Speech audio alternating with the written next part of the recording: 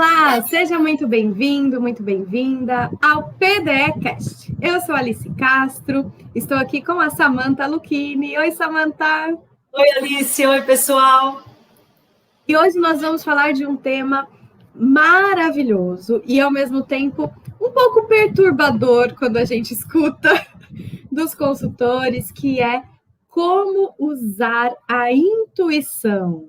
Se o consultor deve confiar na sua intuição, em que momento ela é uma aliada ou uma vilã, se é que existe intuição na consultoria. Então, estamos aqui com a Samantha, que é uma especialista em comportamento humano e 23 anos de estrada, de carreira, e vai falar um pouquinho, né, da percepção dela e instruções, guias para você que é consultor, business coach, para que você saiba aplicar, né, a intuição como uma ferramenta de trabalho e não como uma bengala para não seguir um método, né? Já cheguei chegando.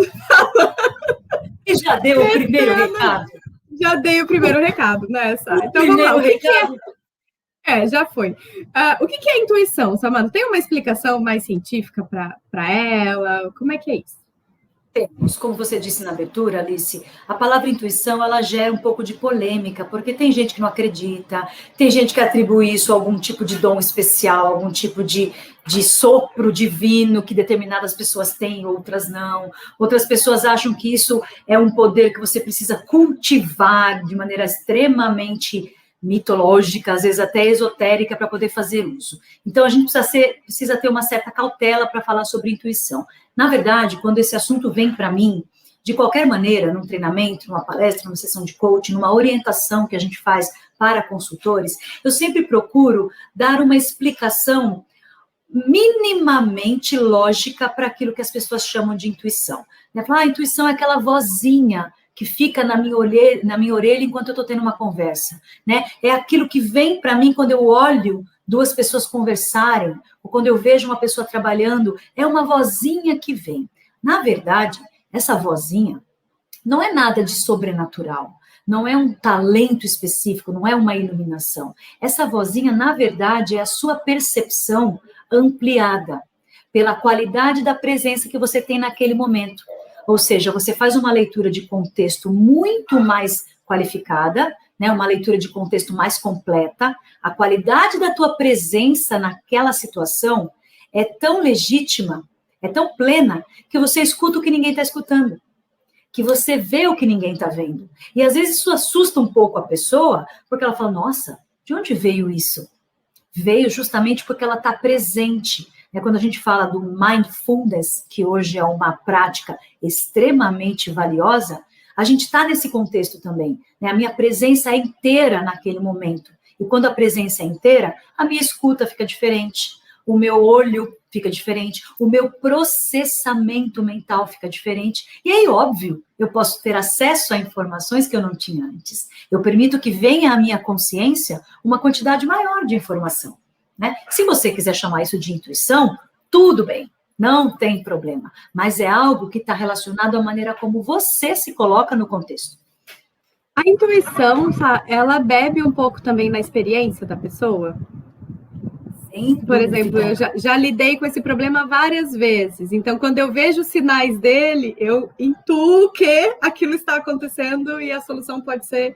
Né? Então, isso também é a voz da nossa memória, né? Muitas vezes, né? A latente. É você ativar o seu banco de conhecimento, porque as nossas experiências, elas vão construindo na gente um banco de conhecimento. E quando ele já está lá, fica muito mais fácil você evocar. Então, às vezes, vem tão naturalmente que você atribui isso à intuição, mas, na verdade, você está fazendo um acesso a uma capacidade existente, a um conhecimento que você já tem, uma vivência que você já experimentou. Então, isso vem com mais naturalidade e algumas pessoas chamam de intuição. E também, tudo bem. Usar o nome não é o problema, né? Exatamente, usar o nome não é o problema. Onde está o problema, então? Numa consultoria baseada na intuição, no intuir, no seguir só seus sentidos ou memórias, ou eu costumo brincar, né? A gente sente cheiro. A pessoa começa a ver um problema aqui, aí o outro fala não sei o que, e fala, tô sentindo cheiro de problemas de processo, tô sentindo cheiro de falta de liderança. Esse sentir cheiro né, que tem a ver com a experiência e com o estar presente, né, como você mencionou, vendo o que talvez quem está ali ou outras pessoas que passaram não enxergam, mas isso é o 100% da consultoria, né? Qual é o problema de você só se guiar por isso? Na minha visão, Alice, na minha prática de trabalho, eu acho que a intuição, ou essa leitura de contexto mais qualificada, é super bem-vinda na fase do diagnóstico. Como você bem falou, eu estou ali conversando com o cliente, eu estou analisando o negócio dele, eu estou ouvindo a dor dele. Então, nesta hora, essa leitura de contexto, ou se você chama de intuição, eu acho super bem-vinda. Mesmo que você esteja tirando da sua experiência. Então, isso é bom. Eu acho que ela começa a se transformar numa armadilha quando a gente leva ela muito prevalentemente para a parte da metodologia de trabalho. Porque depois que você faz um diagnóstico, qual que é o próximo passo? É você escolher um rol de ferramentas ou uma abordagem X, Y, Z para tratar do diagnóstico que você fez. Então, nessa hora, né, se guiar pela intuição, eu acho perigoso. Porque pode ficar uma coisa muito solta, uma coisa muito subjetiva, né, sem um método, sem uma concretização. A gente está aqui falando há vários episódios do podcast, né, que o consultor precisa de método, precisa de estrutura, precisa estar alinhado, um escopo de projeto bem definido. Então, se você coloca a intuição demais quando o projeto está rolando, aí eu acho perigoso. Você não tem nem como relatar o que você fez. Porque se você não tinha um planejamento prévio, deixou a coisa fluir conforme a sua intuição, fica difícil até mensurar a qualidade do seu trabalho.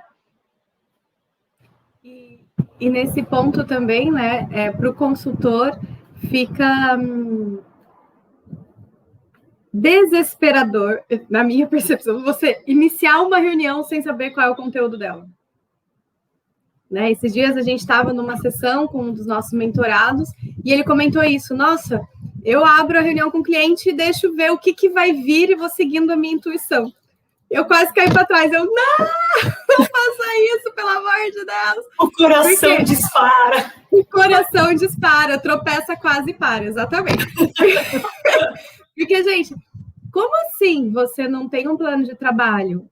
Né? Como assim você não tem uma meta para desenvolver com aquele cliente ao ponto de abrir uma reunião sem ter um propósito? Né? E é algo que a gente fala isso para os nossos empresários, né? Para os nossos clientes. Fala, você tem que abrir uma reunião, ela tem que ter pauta, né? Eu brinco muito, eu digo que mira numa reunião de condomínio. Tem que ter pauta, tempo de fala para cada um dos assuntos e hora para acabar. Né? E no final, um resumo, uma ata. Então, como que o consultor que está ensinando o seu cliente a guiar a própria equipe de uma forma científica, né, correta, adequada, abre uma reunião sem ter uma pauta, um objetivo e um tempo específico, né? Chega lá, isso na reunião online, isso quebra um pouco, né? É um pouco mais difícil de fazer, mas no presencial isso é muito comum.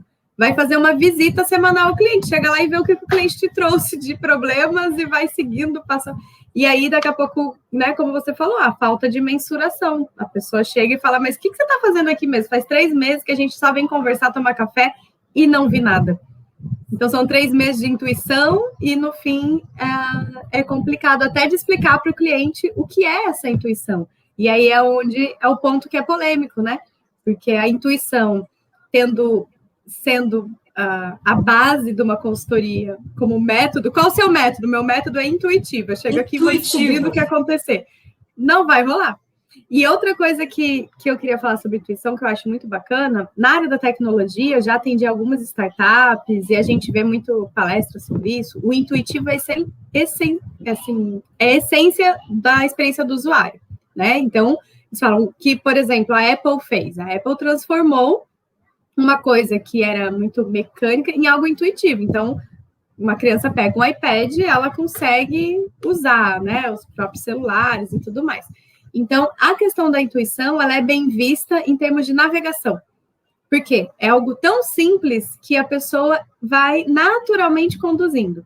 Só que isso é para o usuário, gente. O consultor, então pensa, para a Apple criar um iPhone, um iPad intuitivo, é intuitivo para você que usa, mas para a Apple tem um monte de metodologia, tem um monte de desenho, muito estudo de comportamento para entender o que é intuitivo para cada cliente.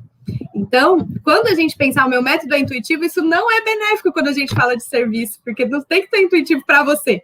Talvez para o cliente flua de um jeito que ele percebe, nossa, eu nem percebi que você estava aplicando uma metodologia comigo, porque foi tão fluiu, né? Foi tão intuitivo, foi tão bom. Quer dizer que você cumpriu bem o seu trabalho, mas você tem uma metodologia para fazer. Então, não é porque a gente quer criar uma experiência fluida para o nosso cliente que a gente não vai ter uma estrutura. Então, eu queria deixar essa, porque dentro de alguns discursos, o intuitivo é tido como o suprassumo da entrega, tá? Se é intuitivo porque gerou flow, então a pessoa do outro lado gostou e foi, né? Só que para isso acontecer, a gente tem que estruturar todo esse fluxo. Então, mas aí eu vou colocar uma provocação. Será que o que eles estão chamando de intuitivo, quando você fala de um iPad, de um iPhone ou de um aplicativo, será que ele não está se referindo à lógica? É lógico, o cara está ali navegando, é lógico. Então, talvez o que eles chamam de intuitivo tenha a ver com essa lógica. Eu pego o iPad, 3 cliques, eu estou no vídeo que eu quero assistir. Mas talvez isso tenha muito mais a ver com lógica do que com intuição que a gente está dizendo aqui. A coisinha daquela voz. Porque a criança, quando está ali, mexendo no iPad, eu não sei se ela fica com a vozinha da intuição. Talvez ela se mobilize mais pelo caminho da lógica. É lógico aquele caminho, é lógico, não Sim. intuitivo. Talvez eles usem o termo intuitivo porque é o apelo emocional da tecnologia, né? Mas a gente tem que fazer essa ressalva. Mas agora, para um consultor, esse intuitivo, realmente, por mais que o cliente perceba como lógico, fluitivo, intuitivo ou fluido, isso vem amparado na metodologia, né? Então, assim, usar a intuição na fase do diagnóstico, eu acho bem-vindo. É uma camada a mais de análise que você está acrescentando para poder ofertar para o teu cliente o que ele realmente precisa ou o que realmente pode ajudar a empresa dele a se alavancar. Agora, a partir do diagnóstico, quando a gente põe a mão na massa e começa a trabalhar com os planos de ação, com os feedbacks, com o monitoramento dos processos desse cliente, aí você já não pode mais surfar nessa onda, né? Aí o método é insubstituível. Mesmo que o cliente ache que fique intuitivo no final. E aí essa ponte, né? O intuitivo que se usa na usabilidade do cliente, na experiência do cliente, é a lógica de uso que foi criada, concebida por um método. Então, né, é saber diferenciar isso, né, Samanta? Excelente. Eu acho que essa clareza o consultor precisa ter. O que é acessar a sua intuição, né? As suas vozezinhas da memória, da lógica, que também, né, se tu pensar, tem muito a ver com a lógica também, né, de você perceber sinais e intuir que há uma indução de consequência a partir daqueles sinais, né? Então, estou vendo aqui, sei então, né, isso algo me diz que isso aqui vai dar errado, porque é um raciocínio, né? Então, isso é saber diferenciar. E não quer dizer que você vai transformar a sua consultoria numa coisa mecânica, numa coisa engessada, de forma que o cliente entenda que ele não pode trazer um novo tópico, por exemplo. Né? Poxa, tá acontecendo uma baita situação aqui na empresa, mas eu não posso trazer para o consultor porque ele veio para fazer um negócio e ele não vai mudar de assunto. Né? Então, a gente não está dizendo que o processo dos atendimentos, eles precisam ser barreiras para que o cliente traga novos assuntos. Mas a gente também não pode chegar para o atendimento esperando o que vai surgir naquele dia e contar, que daí não é nem intuição, já é contar com a sorte de que você vai ter repertório para resolver, né? Eu gosto muito, Alice, de uma metáfora que você usa, quando você fala do trilho e da trilha. Então, às vezes eu abro uma trilha, um direcionamento, mas dentro da trilha talvez eu possa fazer um pequeno desvio para atender uma demanda emergencial que acabou de acontecer na empresa, né? Eu não estou desviando totalmente do foco, eu estou fazendo uma rápida parada ali para atender uma demanda mais urgente, mas eu estou numa trilha, né? Então, às vezes, o cliente se incomoda com a questão do trilho, pois o trem no trilho, ele vai naquele trilho até chegar no destino. Então, eu acho que isso é uma flexibilidade bem-vinda. E talvez até nessas pequeninas alterações que a gente faça, um pouquinho de intuição talvez caiba, né? Mas não usar isso como a mola principal, né? Como o seu método de trabalho principal. E se a gente traduzir, né, como você fez no início, a intuição como uma percepção, uma leitura de contexto, é o momento em que você tem, por exemplo, uma devolutiva para fazer para o cliente, e o cliente chega num estado emocional impossível de receber aquele feedback, você vai terminar de destruir, né? A última pasada ali em cima do caixão. Então, não é... É uma percepção, que alguns chamam de intuição, de você falar, opa, não é o momento de eu entrar nesse assunto. Hoje não. Daqui a 2 semanas a gente volta. Né? Tu teve um episódio assim, né? Sim, já tive a pessoa, uma sessão programada para a gente fazer todo um trabalho, e naquela mesma semana, esse líder que estava comigo em atendimento, teve uma surpresa. A funcionária principal dele, a pessoa que era o braço direito dele, pediu demissão.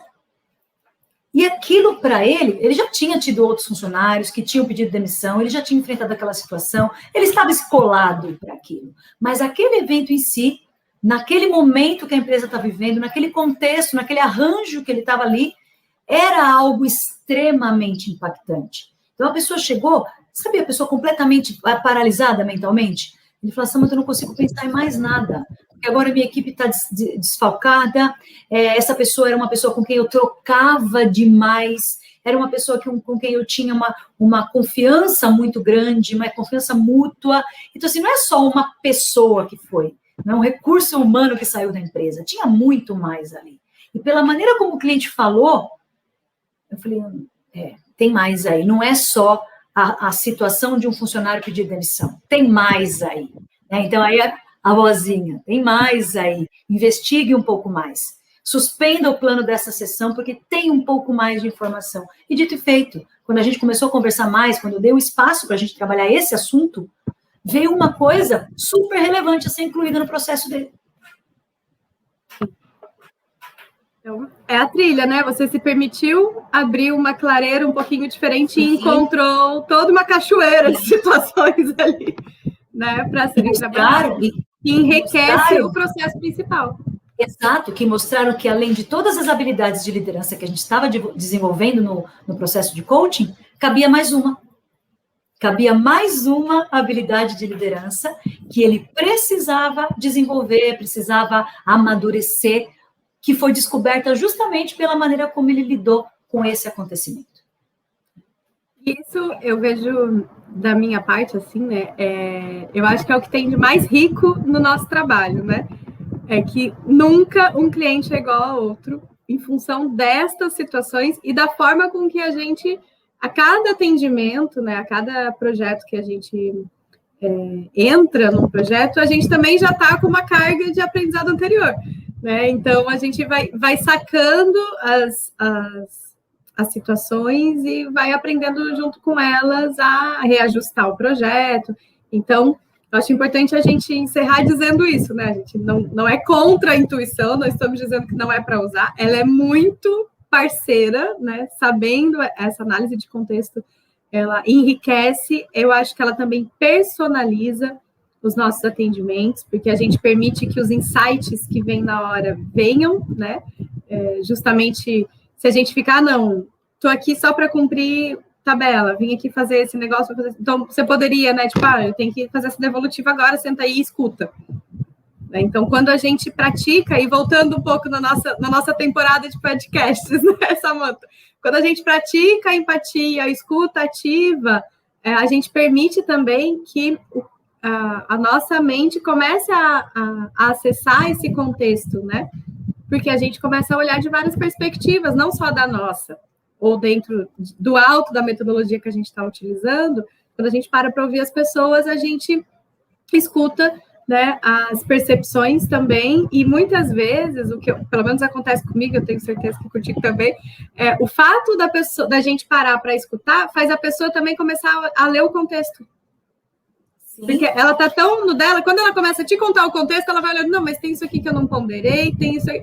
E aí, parece que ativa a intuição da pessoa também, né? Nossa, cara.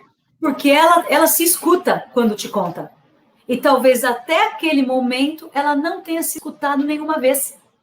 Então, se eu me escuto mais, talvez eu perceba coisas que eu não tinha percebido até então.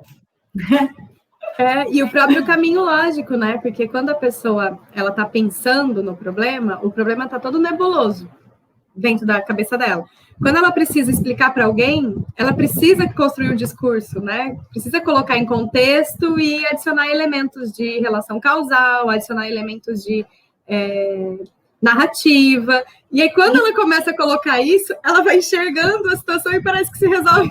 Não que se resolve sozinha, mas assim, ela, nossa, agora que eu tô te explicando, pensando bem, isso aconteceu por causa daquilo, então não tinha porquê eu ter essa reação. E aí a gente fica só ali, né? Para você ver o valor de um ouvido qualificado. Sim. O valor de uma escuta qualificada. Só de escutar, você já resolve 50% do problema do seu cliente, na maioria das vezes. É isso mesmo. E os outros 50%, pelo amor de Deus, vamos ter método, gente. Vamos confiar em intuição para guiar a sessão. Vamos, por favor, por favor. Por favor. E se não tiver, entre em contato que a Performance de Excelência te ajuda a ter método. Resolve, mesmo. Resolvemos. Ai, Samanta, muito obrigada. Obrigada por todos esses 8 episódios que nós gravamos juntos pela nossa temporada, né? E em breve teremos mais. É um prazer, né, sempre muito grande estar na sua presença, né, desfrutando, né, da sua sabedoria e simpatia. Obrigada mesmo. Eu agradeço, Alice, a oportunidade, pelos papos. Eu aprendo muito quando eu converso contigo também. Me escuto também, porque você tem um ouvido qualificado, nota 10. Então, muito obrigada pela oportunidade, viu? Eu espero que isso aqui ajude muita gente, que isso desperte as pessoas para reflexão, que isso seja o ponto de partida para quem quer ser consultor, para quem quer se preparar, para quem quer refinar a sua prática. Eu falo, acho que esse é o serviço que a gente presta. Né, que faça-se um bom uso dos nossos papos, altos papos que nós tivemos nesses 8 episódios. Obrigada, Samanta. E para você que está nos assistindo ou nos ouvindo, tem muito mais de onde veio isso. Então, acesse nossas redes no YouTube, no SoundCloud e no Spotify, que você vai ver os nossos PDE-casts aqui. Alice e Samanta, Alice e Marcelo, e em breve mais episódios para todo mundo poder acompanhar. Obrigada, Samanta. Obrigada a todo mundo e até a próxima. Gente, abração.